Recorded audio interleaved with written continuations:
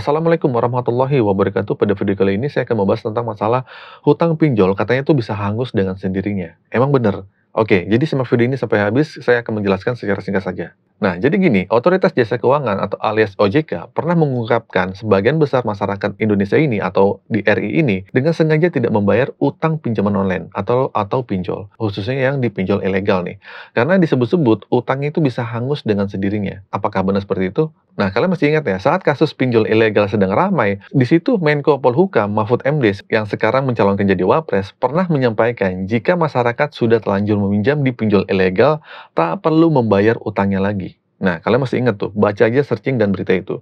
Jika ditagih, maka bisa langsung melaporkan ke polisi. Menurutnya, sudut hukum perdata pinjol ilegal itu tidak sah karena tidak memenuhi syarat maupun syarat subjektif dan objektif seperti diatur dalam hukum perdata. Karena hal ini pinjamannya yang diterima dari awal tidak sah di mata hukum dan boleh saja tidak dibayarkan alias boleh digalbay. Itu yang ilegal. Meskipun begitu, perlu diingat bahwa hal itu tidak berlaku untuk pinjol yang legal OJK, yang tercatat di OJK. Nah, jadi beda ya. Nah, sebab setiap pinjaman dari pinjol legal OJK ini telah memenuhi persyaratan hukum yang berlaku sehingga pinjaman yang diberikan sah di mata hukum.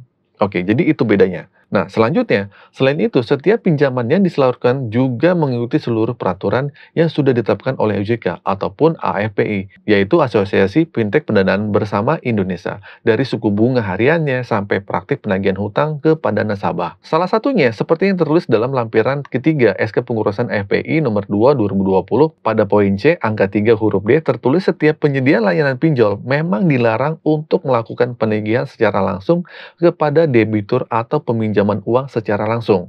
Nah, itu peraturannya sudah ada. Setiap penyelenggara tidak diperbolehkan melakukan penagihan secara langsung kepada penerima pinjaman gagal bayar setelah melewati batas keterlambatan lebih dari 90 hari. Dihitung dari tanggal jatuh tempo pinjaman. Tulisan aturannya seperti itu. Jadi, masa pinjol itu boleh menagih utang menggunakan layanan maksimal itu hanya 90 hari. Sayangnya nih, hal ini seringkali malah membuat pengguna layanan salah mengerti dan mengira utang-utangnya hangus secara otomatis. Nah, di sini saya lurusin nih, menurut pandangan OJK. Padahal bagi debitur yang gagal bayar, lebih dari waktu 90 hari dihitung dari tanggal jatuh tempo pinjaman, maka pihak penyelenggara pinjol boleh menggunakan jasa pihak ketiga, perusahaan jasa penyelenggaraan penagih yang telah diakui oleh OJK. Nah, di sini saya sederhanain aja nih. Walaupun tidak boleh ditagih 90 hari lewat, tapi OJK memperbolehkan pihak ketiga itu untuk menagih. Nah, tidak hanya itu, pihak pinjol juga berhak menunjuk kuasa hukum untuk mengajukan upaya hukum kepada debitur yang masih berutang sesuai dengan ketentuan dan perundang-undangan yang berlaku. Dengan demikian, dapat disimpulkan bila pengguna layanan pinjol memiliki utang yang belum dibayarkan lewat dari 90 hari, maka penyelenggara pinjaman online memang dilarang menagih secara langsung.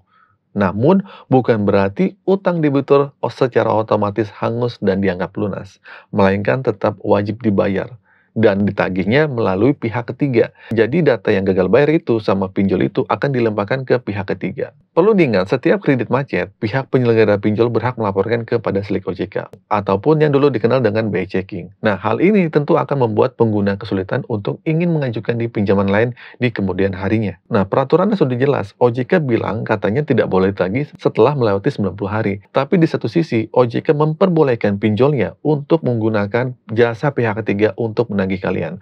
Makanya nggak heran, walaupun sudah 3 bulan lewat, ada DC yang menagih kalian. Ada DC yang datang ke rumah kalian. Bilangnya sih dari pihak ketiga. Yang jadi gimana tuh? Peraturan itu dibuat untuk ada peraturan lain yang tanpa ditulis di pihak OJK sendiri. Saya juga bingung. Oke, gitu saya teman-teman video kali ini. Semoga video ini memberikan informasi kepada kalian. Bagi kalian yang sedang mengalami gagal bayar dari apapun, kuatin mental aja. Gagal bayar itu biasa, jangan pernah gali lubang tutup lubang. Akhir kata dari saya, Assalamualaikum warahmatullahi wabarakatuh.